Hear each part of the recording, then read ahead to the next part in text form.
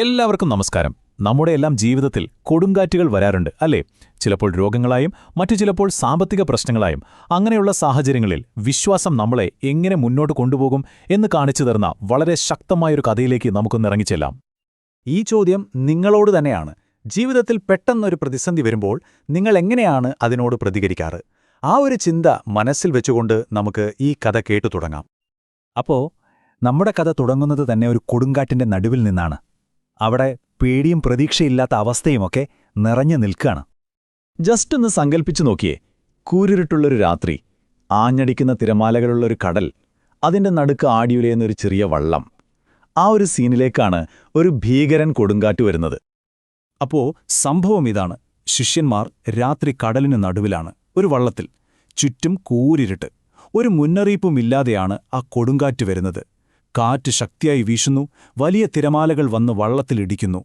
അവരുടെ ചെറിയ വള്ളം ഒരു കളിപ്പാട്ടം പോലെ ആടിയുലയാൻ തുടങ്ങി.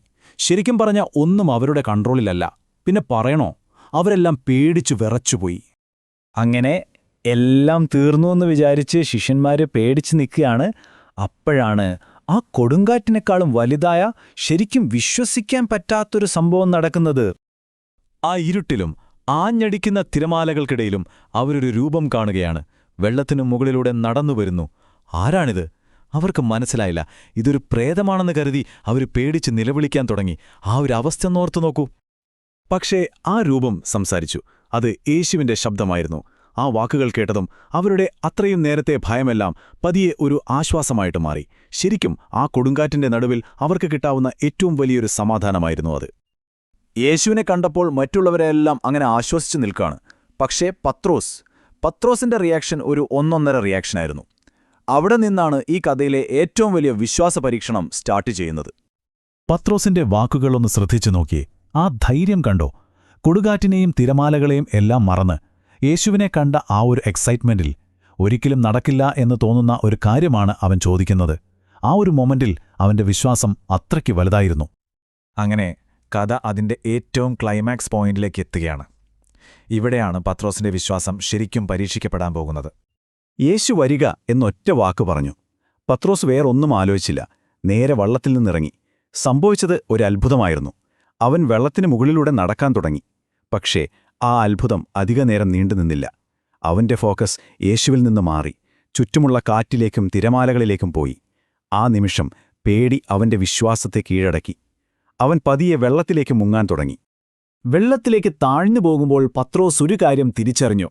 തന്റെ ധൈര്യവും വിശ്വാസവുമൊന്നും അത്ര വലുതല്ലായിരുന്നു. ആ ഒരു നിമിഷത്തിലെ അഹങ്കാരമൊക്കെ മാറി അവൻ സഹായത്തിനു വേണ്ടി ഉറക്കെ നിലവിളിച്ചു. ഇതോടെ കഥയിലെ ആ ഒരു ടെൻഷനൊക്കെ അവസാനിച്ചു. ഇനി വരാൻ പോകുന്നത് ഈ കഥയുടെ ഏറ്റവും പ്രധാനപ്പെട്ട ഭാഗമാണ്. ആ രക്ഷപ്പെടുത്തലും അതിൽ നിന്ന് നമുക്ക് കിട്ടുന്ന വലിയ പാഠവും. പത്രോസിന്റെ നിലവിളി കേട്ടതും യേശു ഒരു സെക്കൻഡ് പോലും വൈകിയില്ല. ഉടനെ കൈനീട്ടി അവനെ പിടിച്ചുയർത്തി. സംശയത്തിൽ മുങ്ങിപ്പോയ അവനെ വിശ്വാസത്തിന്റെ കരം കൊണ്ട് പിടിച്ചു. ആ ഒരു റെസ്പോൺസ് അത് വളരെ പ്രധാനപ്പെട്ടതാണ്. അവനെ രക്ഷിച്ച ശേഷം യേശു ചോദിച്ച ഈ ചോദ്യത്തിലാണ് ഈ കഥയുടെ മുഴുവൻ സന്ദേശവും ഇരിക്കുന്നത്. ഇതൊരു വഴക്ക് പറയലായിരുന്നില്ല, മറിച്ച് ഒരു ഓർമ്മപ്പെടുത്തലായിരുന്നു. വിശ്വാസത്തിൽ തുടങ്ങിയ നീ എന്തിനാണ് സംശയത്തിന് നിന്റെ മനസ്സിൽ ഇടം കൊടുത്തത് എന്നൊരു സ്നേഹത്തോടെയുള്ള ചോദ്യം. അപ്പോ ഇതിലെ പാഠം വളരെ ക്ലിയറാണ് അല്ലേ? പത്രോസിന്റെ ഫോക്കസ് യേശുവിൽ ആയിരുന്നപ്പോൾ അവൻ അസാധ്യമായത് ചെയ്തു. വെള്ളത്തിന് മുകളിലൂടെ നടന്നു. പക്ഷേ എപ്പോഴാണോ അവന്റെ ശ്രദ്ധ ചുറ്റുമുള്ള പ്രശ്നങ്ങളിലേക്ക്, അതായത് ആ കൊടുങ്കാറ്റിലേക്ക് മാറിയത്, അപ്പോൾ അവൻ താഴേക്ക് മുങ്ങിപ്പോയി. ഇതിൽ നിന്നൊരു കാര്യം വ്യക്തമാണ്. നമ്മുടെ ഫോക്കസ് എവിടെയാണോ അതാണ് നമ്മുടെ റിയാലിറ്റിയെ തീരുമാനിക്കുന്നത്. അങ്ങനെ യേശുവും പത്രോസും വള്ളത്തിൽ കയറി. അവർ കയറിയ ആ നിമിഷം തന്നെ കൊടുങ്കാറ്റ് നിന്നു. കടൽ പൂർണ്ണമായും ശാന്തമായി. ഇതെല്ലാം നേരിട്ട് കണ്ട മറ്റു ശിഷ്യന്മാർക്ക് ഒരു കാര്യം ഉറപ്പായി. തങ്ങളുടെ കൂടെയുള്ളത് ഒരു സാധാരണ മനുഷ്യനല്ല, ദൈവപുത്രനാണ്.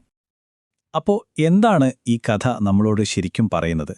നോക്കൂ, നമ്മുടെ ജീവിതത്തിലും പലതരം കൊടുങ്കാറ്റുകൾ വരും. അപ്പോൾ നമ്മുടെ ശ്രദ്ധ മുഴുവൻ ആ പ്രശ്നങ്ങളിൽ മാത്രമായാൽ നമ്മളും പത്രോസിനെ പോലെ മുങ്ങിപ്പോകും. പകരം നമ്മളെ സഹായിക്കാൻ കഴിവുള്ളൊരു ശക്തിയുണ്ട് എന്ന വിശ്വാസത്തിൽ ശ്രദ്ധ കേന്ദ്രീകരിക്കുക എന്നതാണ് പ്രധാനം. അപ്പോൾ ഈയൊരു ചോദ്യത്തോടെ നമുക്ക് നിർത്താം. അടുത്ത തവണ നിങ്ങളുടെ ജീവിതത്തിൽ ഒരു പ്രതിസന്ധി വരുമ്പോൾ, ഒരു കൊടുങ്കാറ്റ് വരുമ്പോൾ നിങ്ങളുടെ ശ്രദ്ധ എവിടെയായിരിക്കും? പത്രോസിനെ പോലെ ചുറ്റുമുള്ള തിരമാലകളിലാണോ അതോ നിങ്ങളെ കൈപിടിച്ചുയർത്താൻ അവിടെയുള്ള രക്ഷയിലാണോ? ഒന്ന് ചിന്തിച്ചു നോക്കൂ.